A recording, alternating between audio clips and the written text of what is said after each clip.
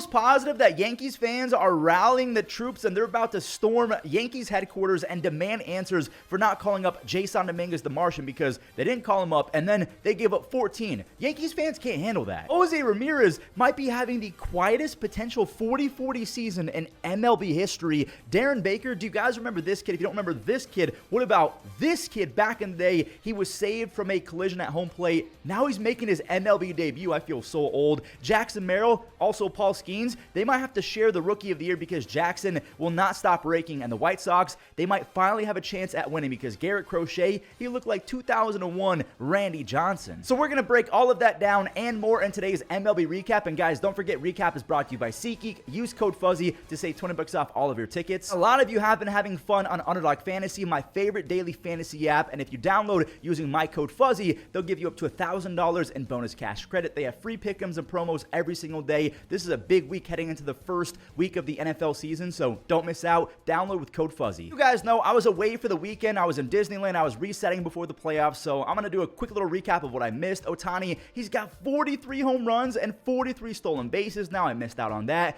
Cole Reagans, he struck out 8 in a row, and not just against a rinky-dink team like the White Sox. He struck out 8 Astros in a row. Corbin Carroll, he turned on the turbos for a 14-second inside the park home run. He's up to a 172 OPS plus in the second half. His OPS plus for the season is now 106. He's completely turned his season around. Connor Norby, he was traded for Trevor Rogers. He went from the Orioles to the Marlins. He's the first Marlin in 23 years to have 9 extra base hits in their first 12 games. And Michael Harris, I think he just made the catch of the year. Do you think that this was the best catch or maybe Travis Gronkowski? Let me know in the comments. I mean, we just talked about him, and here he is again. Michael Harris, he takes a home run away, and then he smokes a solo shot deep into the right field bleachers in Philadelphia. The former Philly, Whit Merrifield, he made it 2-0 after beating out a double play, and then he got some payback versus Bryce Harper. A couple days ago, Bryce Harper knocked off Whit's hat when he was coming off the field. Spencer Schwellenbach, he was dealing yet again, but he ran into some trouble. Some doubles reset the score. Harper, he doubled over Trey Turner to third base, and then Nick Castellanos, he tied it with a double of his own. Nick, he was far from done. He walked it off later in the game. So the Braves, they lose the series. They're now 7 games back as Aaron Nola, he completely diced up the Braves. He had 9 strikeouts over 6 innings. The Phillies are looking like themselves heading into September. Sorry, Rangers and A's fans, I'm going to skip to the 10th inning. We are tied at 2 after 9 innings. Seth Brown and Zach Geloff, they wanted to go home with the W. They both ripped some RBI extra base hits in the 10th inning. Brown, he motored around for a triple, and Geloff pushed it to a 2-run lead heading into the bottom of the 10th,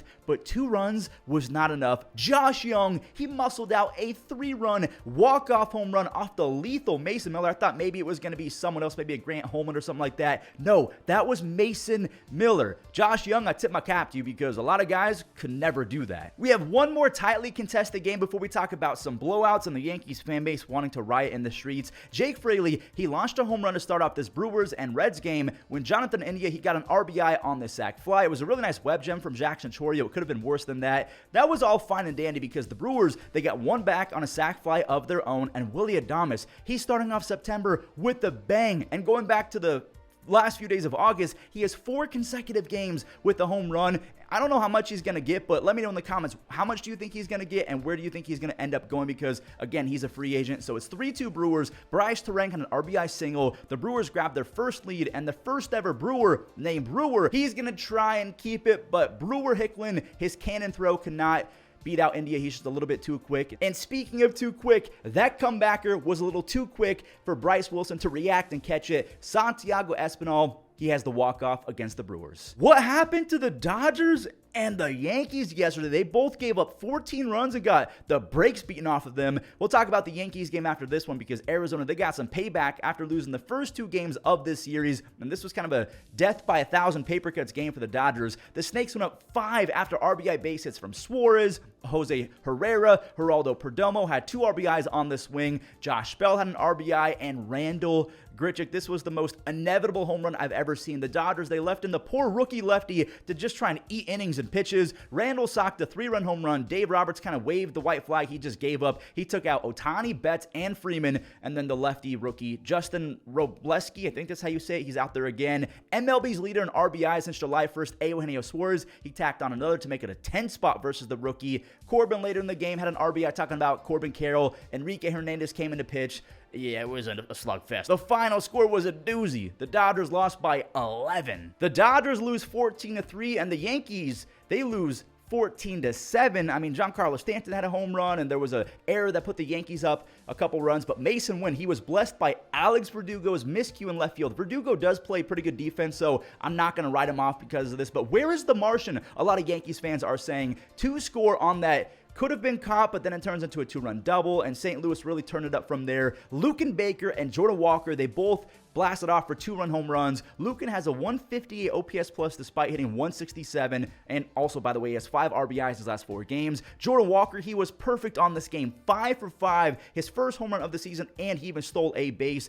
Again, though, the Yankees did score 7, only because Mason made an error, and Glaber, he just missed a grand slam. That was a game-tying sac fly, but speaking of just missing a grand slam, Lars Nootbaar, he nearly got one to go. Soto, he's not a great defender. He can't get there. He clears the bases, and Juan Soto showed off again why he's not the best defender. Victor Scott gets an RBI double because that was basically a deja vu swing, the exact same placement. Lars, he wanted more. This one actually did leave a 5 RBI game for Lars Nootbaar as the Yankees. They've lost 2 games in a row, and even with the roster expansion on September 1st, they chose not to call up Jason Dominguez. He was hitting home runs in the big leagues a year ago. A lot of Yankees fans are saying that this is service time manipulation. We are not putting the best product on the field heading into the playoffs. Jason has 5 home runs, 14 stolen bases, and a .355 on base percentage in AAA.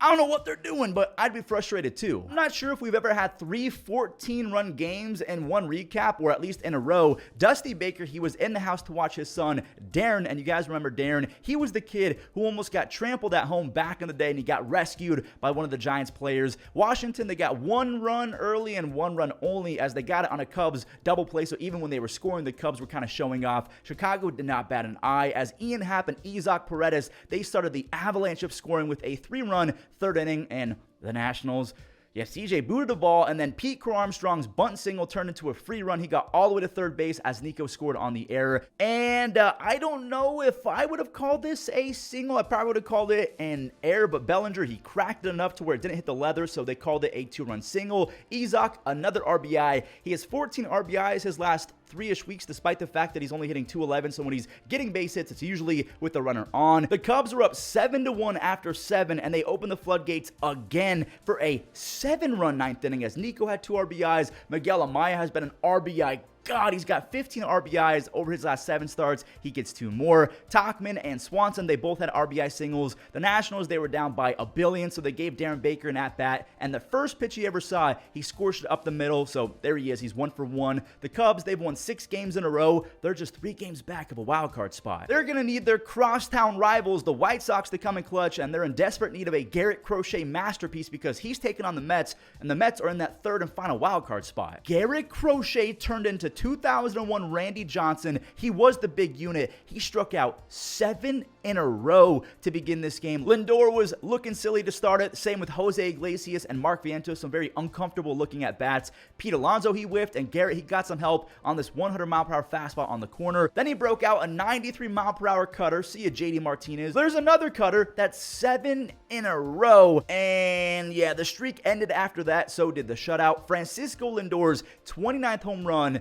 was the first base runner of the day for the Mets, and Garrett's day is done. He had 8 strikeouts and 3 1/3. He was taken out because they're just trying to keep him locked in but preserve the arm. Shamanaya has been incredible. 7 times out of his last 12 starts, he's gone 7 innings. He's got a 2.8 ERA over his last 12 after going 7 scoreless in this one. Edwin Diaz, he came in after a long RBI double off the bat of Starlin Marte and Edwin. He used the White Sox as target practice. He strikes out the side, and honestly, it didn't really look all that hard for him. He's now up to 16 saves. He looks pretty much back to Edwin Diaz form, and the Mets, they've won 4 games in a row, so they're keeping pace with the Cubs. Back to the AL wildcard side of things, the Orioles, they're 1.5 games back of the Yankees, so they're still a wildcard team at the moment, but this was one of their easier games of the year, I'm not going to lie. Gunnar, he's trying to claw his way back into being a top 3 MVP. He's probably behind Judge, Witt, and Soto right now, maybe even Jarren Duran. That RBI, by the way, was the first run that the Orioles have scored in the first inning in 2+ weeks. Zach Eflin, he was back from the IL, and he did not miss a beat. He had a lot of strikeouts early, and he even went 3 perfect frames to start it. Now he's up another one because the Rockies defense forgot how to baseball. Jake Cavey let it past them in right field, and no one wanted to catch this Mullins pop-up, so they credit that an RBI single because, again, it wasn't an error. No one got there. James McCann, he went perfect. Almost 430 feet on that moonshot. He's looking like prime Rip Hamilton of the Pistons with that mask. And speaking of perfect, Zach, he was exactly that through 5, but then a swinging bunt ruins the perfect game. He still goes 6 shutout. Gunnar had a second RBI. He's only batting .253 with the 104 OPS plus in the second half, so he's got to get going. Eflin, he had a season-high 9 strikeouts. He's only allowed 2 earned runs with 20 strikeouts over his last 3 games. The Orioles are back to a half game of the Yankees. They're 21-21 in the second half, though, and Adley only has a 64 OPS plus, so Gunnar and Adley, they got to get going together. We have 2 more teams fighting for a wild card spot. The Tigers can get within a half game of Boston with the W here, which is wild to say out loud. The Tigers, they've been flat out good in the second half.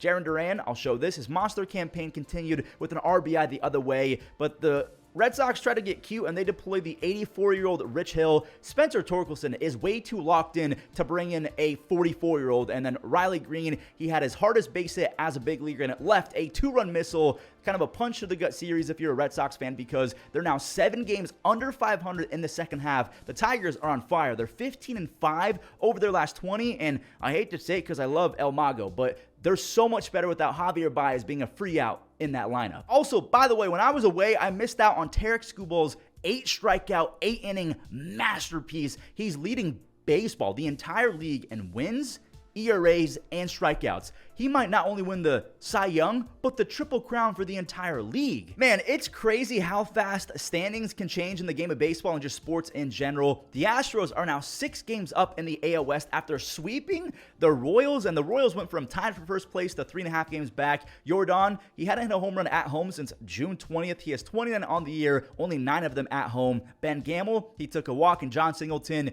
he took a nice look at this 2-run jack. He's 12th of the season. Ronel Blanco was decent. He went 5 scoreless, but had 4 walks and 101 pitches, only 5 innings on the book, so he's out, and that's why Taylor Scott is now giving up RBI singles to Yuli Gurriel. The 40-year-old is getting one last chance. He got a big standing ovation prior to game number 1 a few days ago.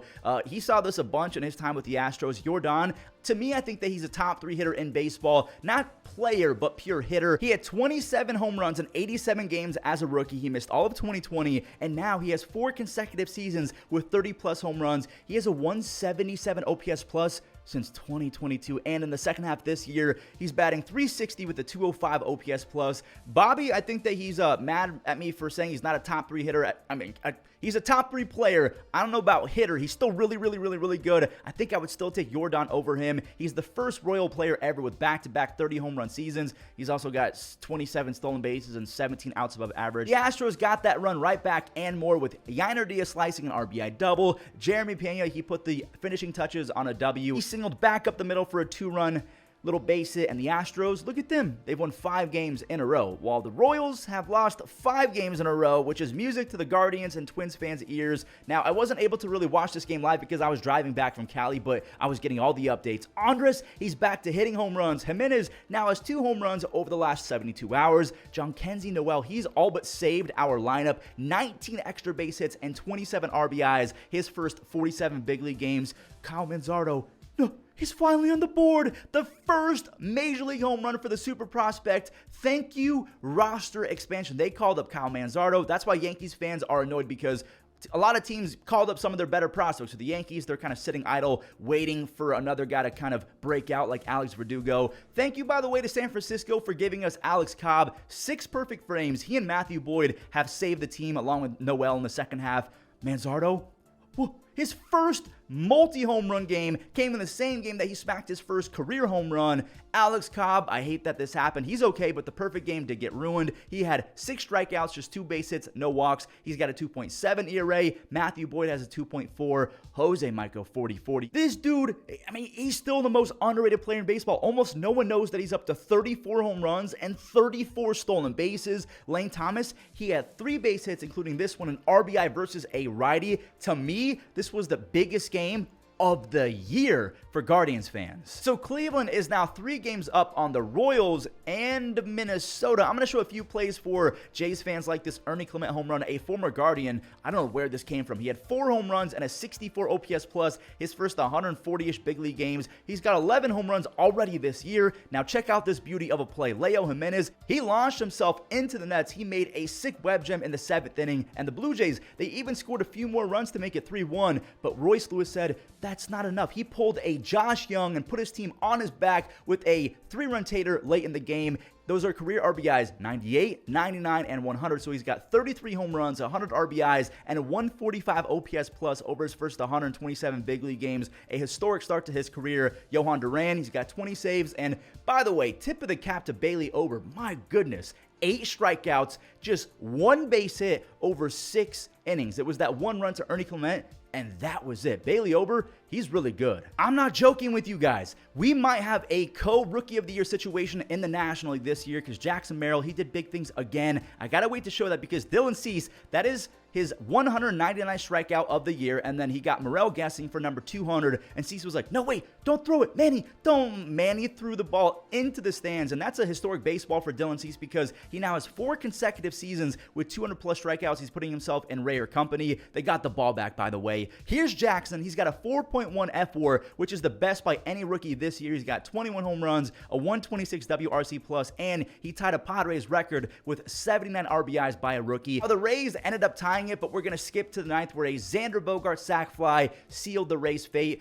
I mean, look at that throw from Jose here. He just kind of yeeted that ball. Robert Suarez now has 30 saves. His ERA is almost back under 2. So the Snakes and the Padres are both 5 games back of the Dodgers. The Mariners wish that they were 5 games back in first place. They got carved up by a 20-year-old making his debut. Caden Dana, his first strikeout was against Cal Raleigh. Taylor Ward, he blasted off for his rookie starter, and I thought that J-Rod actually brought it back. You always got to hold your breath with that guy because he loves deking guys out like Fernando Tatis Jr. He's like, I didn't catch it, but then he did catch it. Caden, the rookie starter, he got a little taste of big league action. Luke Raley is good, but he's not that amazing, and he still went 440 feet. He does have power for days. Now the Mariners, they got the lead on a Robles sac fly when Anthony Rendon stole the lead back. That was a rocket line drive, way too fast for Mr. Rivas over there at shortstop. Nice to see Rendon with the high exit velocity base hit. Caden Dana, he went 6 innings with 4 strikeouts, 2 earned runs, and Ben Joyce, he got helped out big time with Luke Raley not sliding at second base, and Ben Joyce, he says night-night to Josh Rojas as his 4th save gave Caden a W in his debut. He's the youngest Halo ever with a W. You guys want to see one of the meatiest meatballs ever thrown by an MLB pitcher? Look no further. What was that?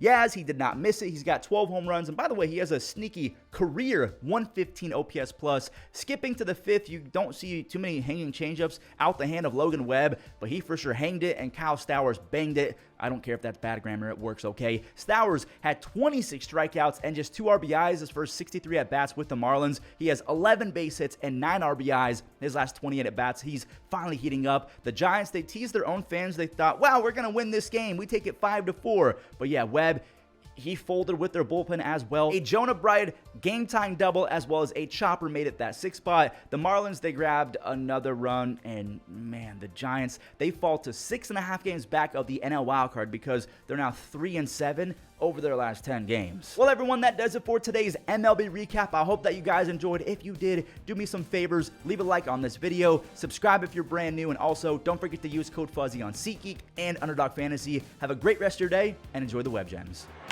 Swings and sends this to center. Harris, he makes another good catch.